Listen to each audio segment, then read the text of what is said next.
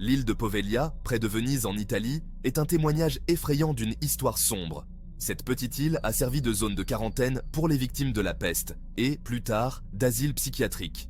On dit qu'elle est hantée par les esprits de ceux qui y ont souffert et sont morts.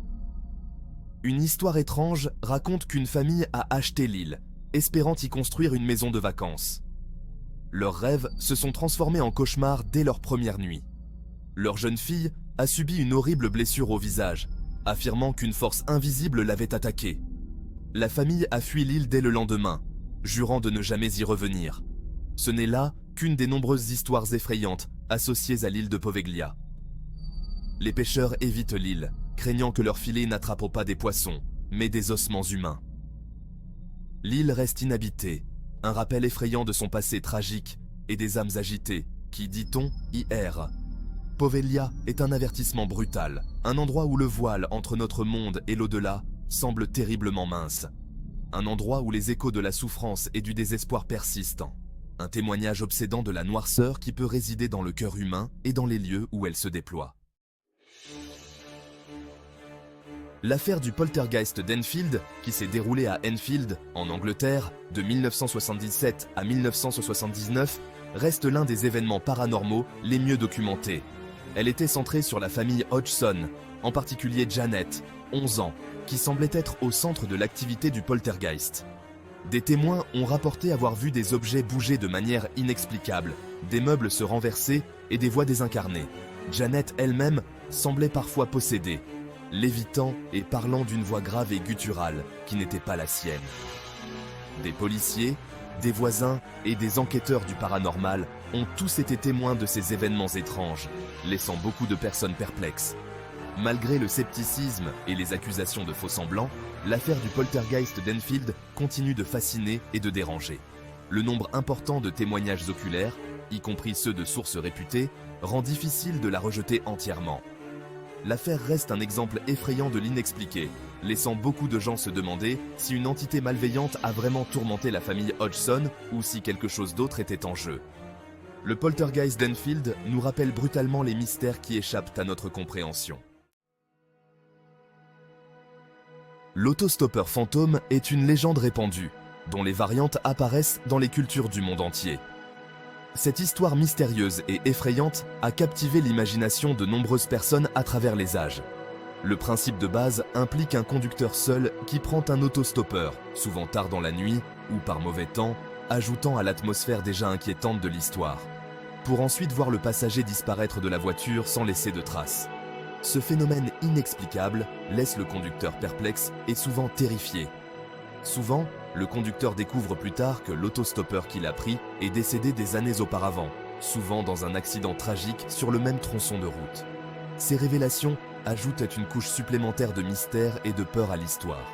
L'une des versions les plus célèbres de l'autostoppeur fantôme vient des États-Unis, en particulier le long de la route 44 à Rehoboth, dans le Massachusetts. Cette route est devenue un lieu de pèlerinage pour les amateurs de paranormal. La légende raconte qu'une jeune femme nommée Lizzie Borden, à ne pas confondre avec la célèbre meurtrière à la hache, hante cette route. Lizzie, selon la légende, cherche désespérément à rentrer chez elle, mais ne parvient jamais à destination. Des conducteurs affirment avoir pris une jeune femme, correspondant à la description de Lizzie, pour la voir disparaître de leur siège arrière. Ces rencontres laissent les conducteurs avec un sentiment de malaise et de confusion. Si certains rejettent dans ces histoires comme de simples folklores ou légendes urbaines, le nombre important de récits similaires dans différentes cultures suggère qu'il pourrait y avoir plus dans l'histoire de l'autostoppeur fantôme qu'il n'y paraît. Des histoires similaires ont été rapportées en Europe, en Asie et même en Afrique. Pourrait-il s'agir de hantises résiduelles, d'échos de tragédies passées qui se rejouent? Ces apparitions pourraient être des manifestations d'âmes en peine, incapables de trouver la paix. Ou s'agit-il de contes moraux, nous rappelant la gentillesse des étrangers et les dangers potentiels de la route? Ces histoires pourraient m'en servir de mise en garde, nous incitant à être prudents et à réfléchir avant d'agir. Quelle que soit l'explication, l'autostoppeur fantôme reste un rappel effrayant des mystères qui nous entourent. Ces récits continuent de fasciner et d'effrayer, nous rappelant que certaines questions restent sans réponse. Section 4. L'exorcisme d'Emily Rose, inspiré par des événements réels. Le film de 2005, L'exorcisme d'Emily Rose, a terrifié le public avec sa représentation de la possession démoniaque et des rituels pratiqués pour exorciser l'entité. Ce film, avec ses scènes intenses et ses moments de terreur, a laissé une impression durable sur ceux qui l'ont regardé. Bien que le film lui-même soit une œuvre de fiction, il s'inspire du cas réel d'Anneliese Michel, une jeune Allemande qui a subi une série d'exorcismes dans les années 1970.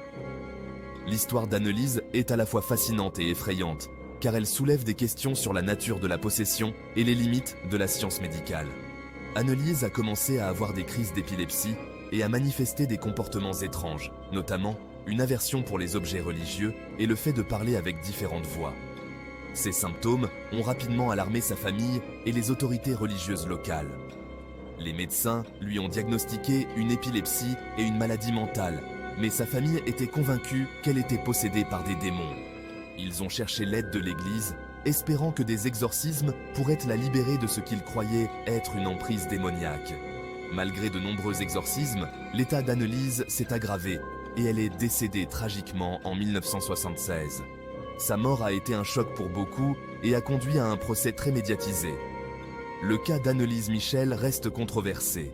Le procès qui a suivi sa mort a mis en lumière les tensions entre la foi religieuse et la médecine moderne et a soulevé des questions sur la responsabilité des prêtres et des médecins impliqués. Certains pensent qu'elle était réellement possédée, tandis que d'autres soutiennent que ses symptômes étaient des problèmes médicaux mal diagnostiqués. Cette division d'opinion persiste encore aujourd'hui, alimentant des débats passionnés. Son histoire met en lumière la complexité de la foi, de la santé mentale et les limites de notre compréhension de l'esprit humain et du domaine spirituel. Elle nous pousse à réfléchir sur la manière dont nous interprétons les phénomènes que nous ne comprenons pas pleinement. L'affaire continue de susciter le débat et de soulever des questions sur l'existence des forces démoniaques et le pouvoir de la croyance.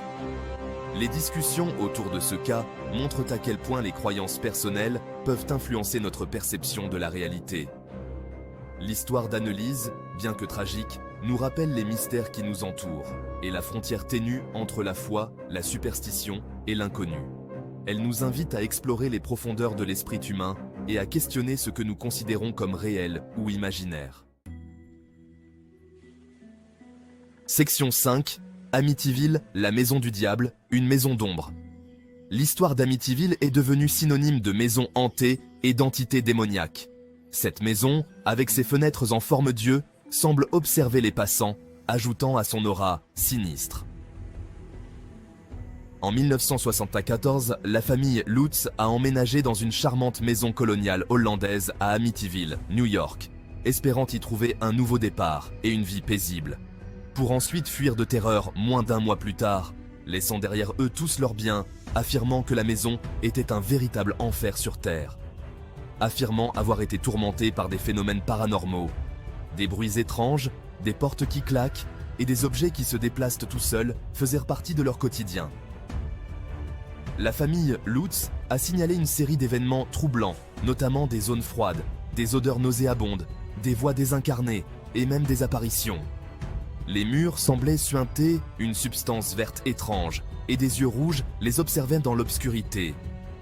Le chef de famille, George Lutz, a affirmé se réveiller tous les matins à 3h15, l'heure des meurtres de la famille DeFeo qui avait eu lieu dans la même maison un an auparavant. Cette heure maudite semblait marquer le début de leur terreur nocturne. Les meurtres de la famille DeFeo, où Ronald DeFeo Jr. a tué ses parents et ses frères et sœurs, ont laissé une empreinte indélébile sur la maison. Les Lutz croyaient que les esprits des victimes hantaient encore les lieux. Bien que la véracité des affirmations de la famille Lutz ait été remise en question au fil des ans, avec des sceptiques et des experts en paranormal débattant de la réalité de leurs expériences, certains attribuant leurs expériences au stress, à des facteurs environnementaux comme des moisissures toxiques ou des problèmes structurels de la maison, ou même à un canular bien orchestré pour attirer l'attention des médias et vendre des livres, l'histoire d'Amityville continue de captiver l'imagination du public. Des chasseurs de fantômes et des curieux affluent pour explorer la maison, espérant ressentir une part de l'horreur décrite par les Lutz. La maison elle-même reste une destination prisée des passionnés de paranormal et des curieux, attirés par son histoire sombre et les questions persistantes qui entourent les événements qui se sont déroulés entre ses murs. Les visites guidées, et les documentaires continuent de nourrir cette fascination. Attiré par son histoire sombre et les questions persistantes qui entourent les événements qui se sont déroulés entre ces murs. Les légendes et les récits effrayants se transmettent de génération en génération, renforçant le mystère de la maison.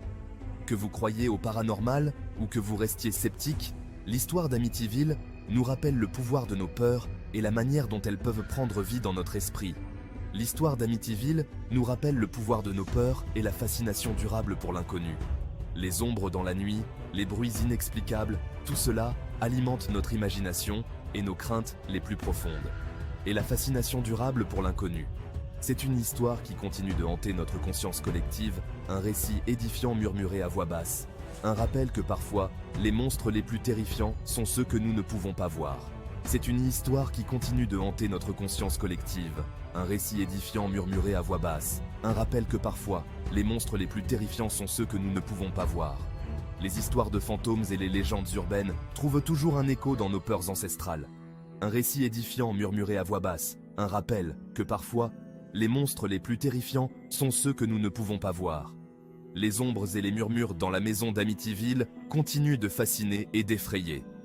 Un rappel que parfois, les monstres les plus terrifiants sont ceux que nous ne pouvons pas voir. Les histoires de la maison d'Amityville nous rappellent que l'inconnu et l'invisible peuvent être les plus effrayants de tous.